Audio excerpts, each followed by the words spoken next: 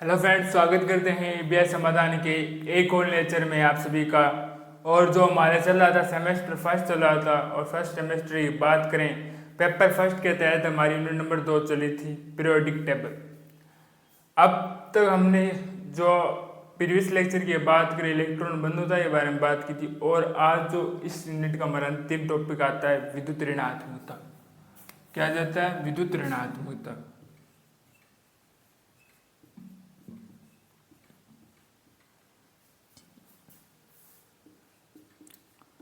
विद्युत ऋणात्मकता, ठीक है। विद्युत ऋणात्मकता होता क्या है उसकी बात कर लेते हैं। देखिए, कोई भी अगर परमाणु की बात करूं मैं, एटम की, किसकी बात करता हूं? कोई भी परमाणु अर्थात एटम की बात करूं, किसी भी यौगिक में जो बंधित इलेक्ट्रॉन होते हैं, क्या होते हैं? बंधित इलेक्ट्रॉन, उसको अपनी ओर आकर्षित करना, अपनी ओर आकर्षित करना,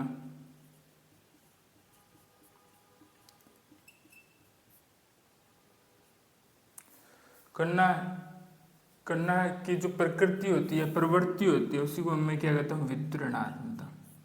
उसी को क्या कहेंगे हम? विद्युत ऋणात्मकता कहते हैं। अगर मैं बात करूं किसी यौगिक की, यौगिक भी क्या होता है? किसी बंध से बंधित होते हैं। तो इसी बंध की अगर बात करें तो हमारे पास आता है सहसंयोजक बंध। अगर आप सहसंयोजक बंध की बात करते हैं तो उसके अंदर इलेक्ट्रॉन साझा के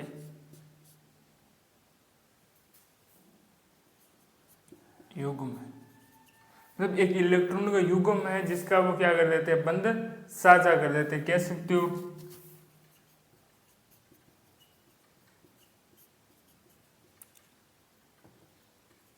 साझा करने वाले, मतलब जुड़ने वाले। अब देखिए कैसे होते हैं ये इलेक्ट्रॉन, कैसे होने चाहिए बात करें तो। अगर मैं बात करूं इन पर आवेश घनत्व की, आवेश घनत्व की बात करूं तो नाभिक होते हैं, उन नाभिक के पास क्या होता है? घेरा होता है। नाभिक के आसपास क्या होता है? घेरा।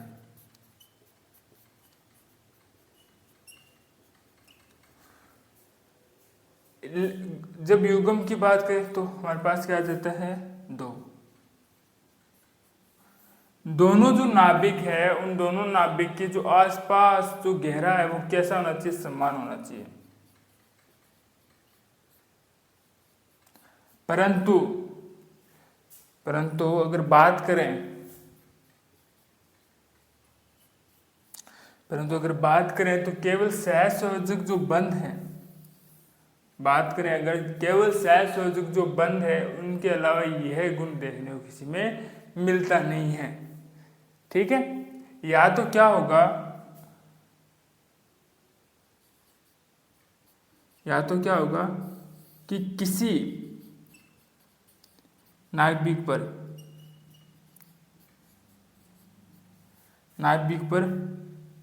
अधिक आवेश घनत्व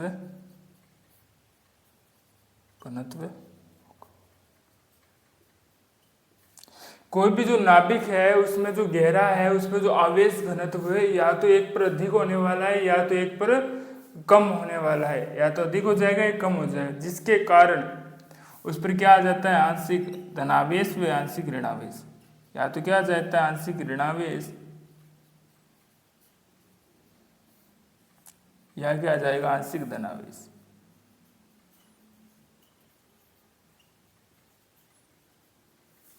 या तो उस पर आंशिक ऋणावेश आ जाएगा, या क्या आ जाएगा? उस पर आंशिक धनावेश आ जाता है, जिसके कारण ये क्या हो जाता है? ध्रुवीय सहसंयोजक हो जाते हैं। ध्रुवीय सहसंयोजक। अब ये जब ध्रुवीय सहसंयोजक हो जाते हैं, ये क्या दर्शाते हैं? आयनिक प्रकृति।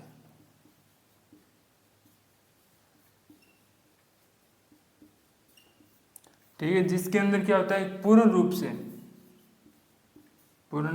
से या चरम स्थिति पर चरम स्थिति में पूर्ण रूप से क्या हो जाता है, एक नाभिक पर जो नाभिक होगा, नाभिक पर आवेश घनत्व पूर्ण रूप से होता है।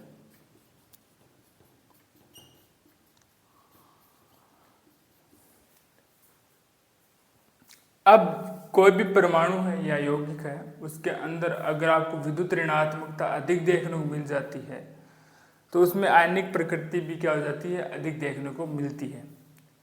ये जो विद्युत ऋणात्मकता थी, ये किसने परिभाषित की थी? पॉलिंग ने 1931 के अंदर। एक वैज्ञानिक थे पॉलिंग, उन्होंने इसको परिभाषित किया था 1931 के अंतर्गत। एक बार इसको पुनः देख लेते हैं, पहले परिभाषा देखते हैं विद्युत ऋणात्मकता की। मैंने कहा कोई भी परमाणु है किसी यौगिक में जो बंधित है इलेक्ट्रॉन है, उनको अपनी ओर आकर्षित करने की प्रवृत्ति को विद्युत ऋणात्मकता कहते हैं। ठीक है, अब ने इसको समझा कि अगर बंध की बात करें, सहसंयोजक जो बंध होते हैं उसमें इलेक्ट्रॉन साझा करने वाले इलेक्ट्रॉन युग्म होगा जो साझा करने वाले होते हैं। इसके लिए शर्त यह है कि दोनों जो नाभिक है, उन नाभिक में जो आवेश घनत्व है वो समान होना चाहिए। परंतु सहसंयोजक बंध के अतिरिक्त किसी में भी नहीं होता है। या तो क्या होगा, एक जो नाभिक है उसमें जो आवेश घनत्व अधिक होने वाला है, जिसके कारण वहाँ से ऋणावेश की यहाँ से क्या हो जाते हैं, धनावेश हो जाते हैं। अगर चरम स्थिति की बात करें तो पूर्ण रूप से क्या होता है, एक नाभिक के जो गहरे में आवेश घनत्व अधिक हो जाएगा, जिसके कारण उनकी प्रकृति आयनिक होती है। अगर विद्युत ऋणात्मकता कहीं पर भी आपको अधिक दिखाई देती है तो वहाँ पर उसकी आयनिक प्रकृति आपको अधिक दिखाई देने वाली है। तो एक बार इसको आप नोट डाउन कर लीजिए, फिर हम बात करेंगे विद्युत ऋणात्मकता को निर्धारण करने वाली पॉलिंग की विधि के बारे में।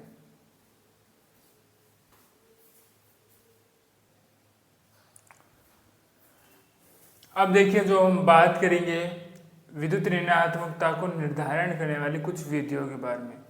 अब देखिए, जो दो प्रमुख वैज्ञानिक हमारे जो सामने आते हैं जिन्होंने विद्युत ऋणात्मकता को निर्धारित करने के लिए अपनी विधियाँ दी थी, एक तो आता है पॉलिंग, एक आता है मुल्किन। पहले हम किसकी बात करते हैं? पॉलिंग की बात करते हैं। किसकी बात करेंगे? पॉलिंग की। देखिए, पॉलिंग ने क्या किया कि कुछ इस प्रकार से एक समीकरण दी।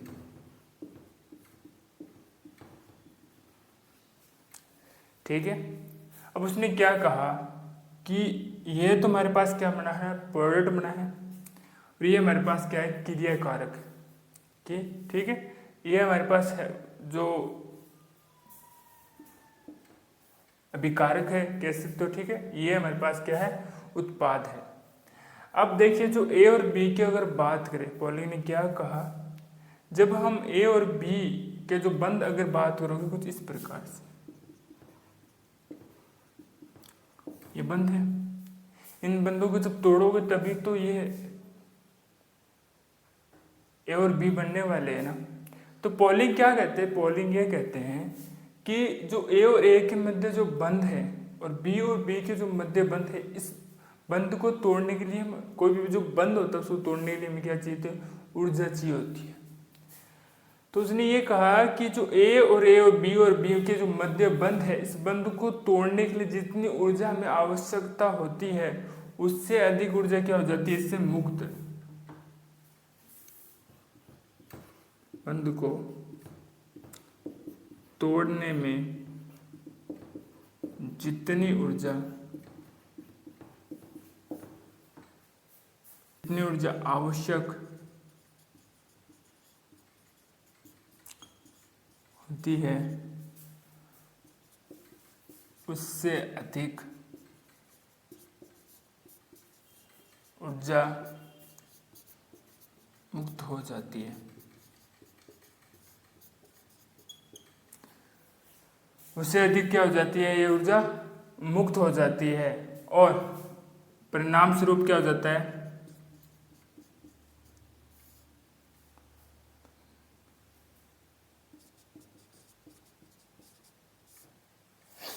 ये क्या हो जाता है, ऊष्माक्षेपी।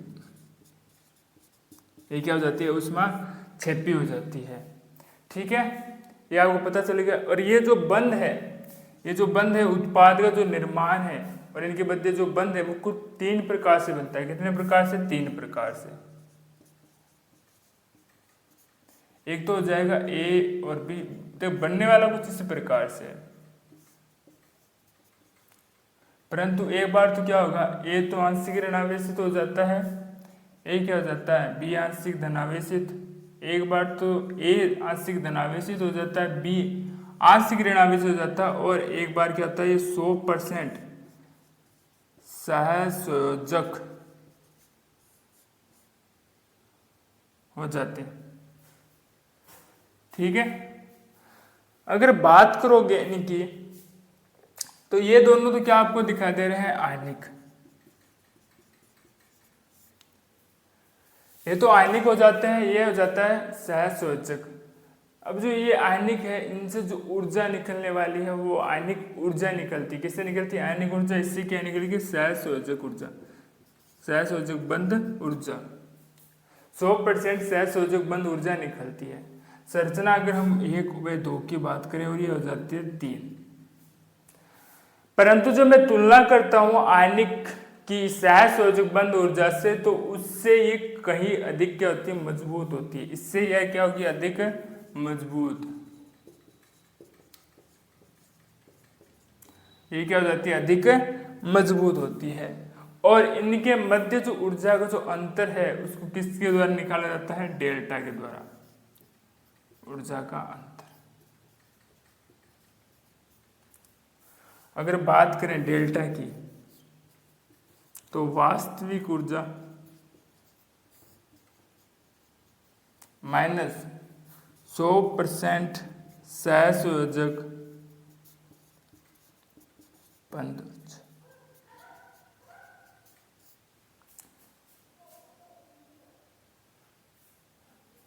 सोर्स 100% क्या होती है, सहसंयोजक, इसकी क्या हो जाती है, बंध ऊर्जा। अब देखिए, इसको तो हम क्या होते हैं, ये तो इसके वैल्यूज को हम निकाल सकते हैं, और इसके मान को हमें निकालना पड़ता है, किसको, सहसंयोजक बंध ऊर्जा का। तो देखते हैं, हम सहसंयोजक की बात करें, ए और बी के मध्य बंध की, तो ये कुछ इस प्रकार से होता है, डेल्टा ई ए डॉट ई। इसमें इसकी वैल्यू को रख देते हैं,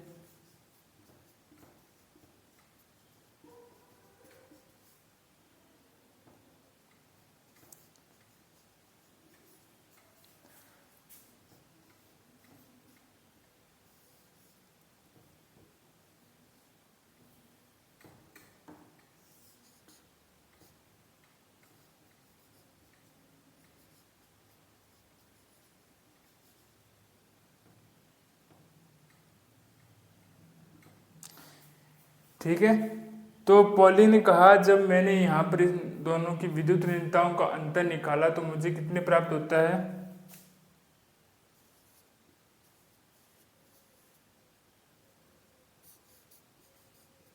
इतना प्राप्त, 0.28 डेल्टा प्राप्त होता है, 0.82 डेल्टा प्राप्त होता है, जो मुझे किस में मिलता है, किलो मोल इनवर्स में मिलता है। अगर इसकी वैल्यू अगर मैं किसमें, किलो जूल के अंदर, किलो कैलोरीज में मिली है, किलो अगर जूल में इसकी वैल्यू में चेंज करूं, तो ये मेरे पास कुछ इस प्रकार से प्राप्त हो जाती है।